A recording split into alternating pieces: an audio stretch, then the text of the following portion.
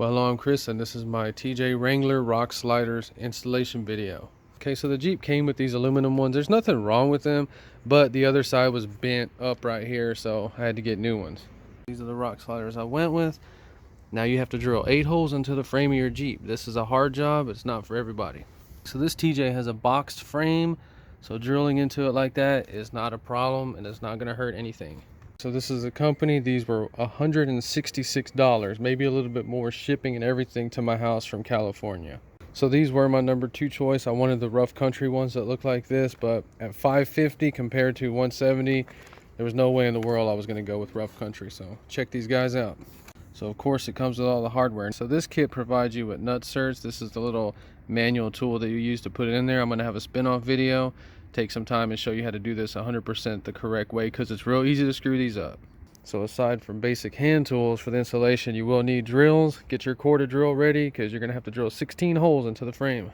So these things are awkward and they're heavy. They probably weigh at least 30-35 pounds, probably more. Okay, and to do a good job, there's no way on earth you're going to hold that up there or have somebody hold it. You have to use a jack, something, boards, whatever you got to do to prop that thing up. Okay, so the ideal way to get these on there is to use a transmission jack. I think they sell these at Harbor Freight. Just put a shirt over it. And then once you get it jacked up, you're going to need 2 clamps to hold it and position it so you mark your holes. I'm going over that because it's so important. You don't want to be an idiot and try to hold that up or have a friend and then get your thing on there crooked. So let's talk about putting Nerf bars on crooked. You can clearly see that one's on there crooked. There's YouTube videos showing mounting this kind, but for some reason they do not ever show the end result because they put it on there crooked. I could see it in the video. Okay, so pay attention to this video so you don't put yours on crooked. First thing I got to do is remove the old ones. If you're around Houston, Texas, I'll give you those, but the other one's bent up just a little bit. It can be straightened. All right, so they're off now. Now let's watch how I set this up.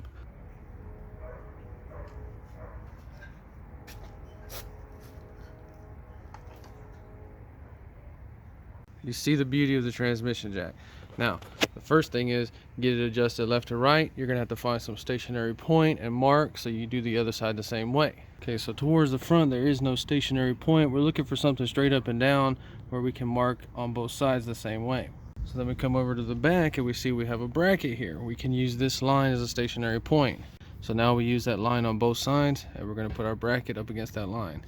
So we're going to try to eyeball it as straight as possible, get you some of these and clamp these brackets to the frame on both sides. So this is the most important part of the project. It's taking your time and making sure that those things are exactly where they need to be, where everything is straight, they're parallel with the body.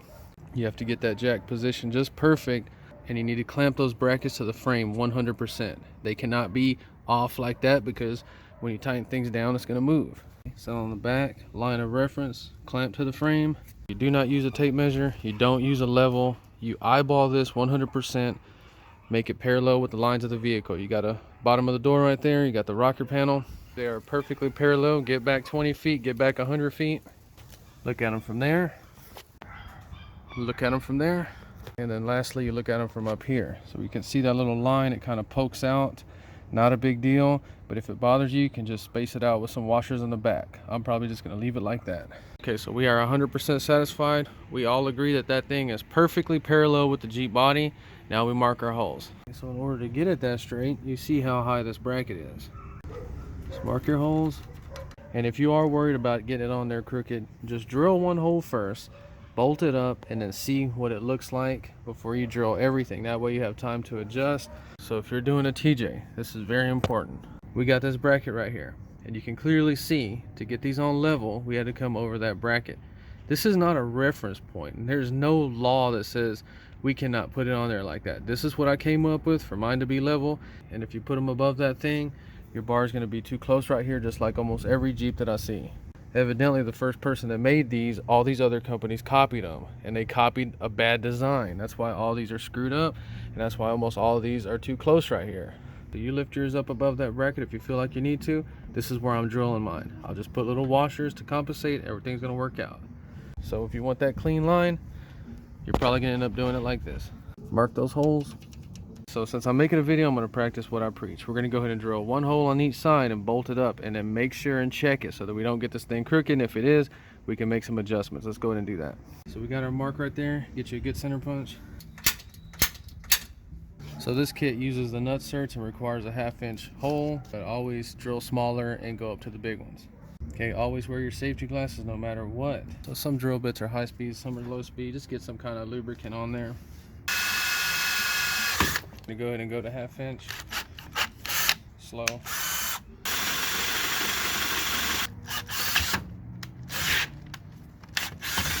So we got a 1/2 inch hole drill. Now we need to put the nut cert in. So this is the tool to put them in there.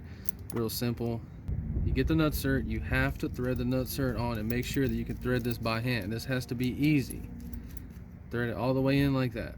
Now try to get it in there. You might have to ream that hole out a little bit or clean it up.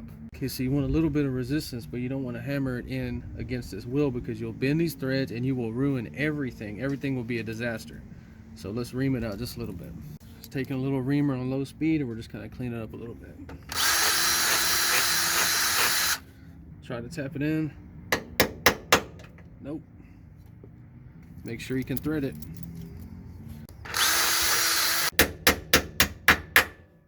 You get your 2 wrenches, one on the tool part and then one on this bolt.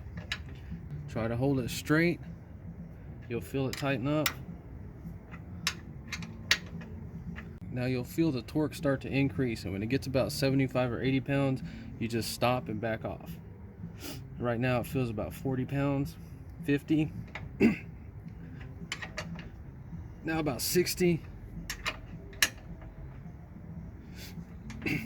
Now about 80. Stop.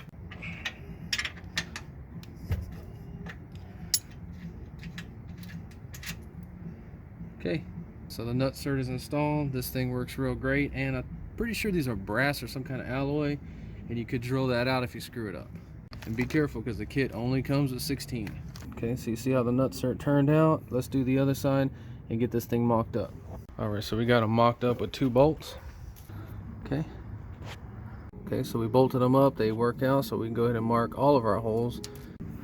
Same thing with the back. We can go ahead and finish this up. So I'm gonna go ahead and draw the holes and we'll look at the final result. So I am finally finished. Took all day to do this. See the tools we used. So you can see how it's bolted right there. Just straight over that bracket. All right, so we got the 4 nut certs in there. And the more I think about them, I think that is a better application for these rock sliders, because if you do land on something, it probably rip that nut cert out instead of damaging your frame if you did have self-tapping screws in there. But either way. Okay, so onto the back. I did screw one of the nut certs up, so I had to use a self-tapping screw, which is so much easier and so much faster. I would recommend getting a kit with self-tapping screws instead of the nut certs, but I wanted to experiment with those nut certs and hopefully they work out. All right, looking good on the Jeep.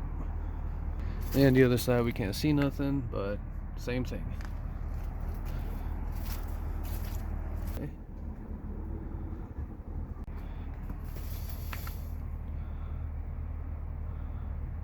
All right, so just remember to take the time and put them on there straight. I like the look of them. My daughter likes the look of them. So I want to thank these guys for making an affordable product, but seriously, you guys need to ditch those nut certs. Those things are not for everybody. They're difficult to install and they don't always work. The nut certs are going to kick your butt. I'll tell you that right now.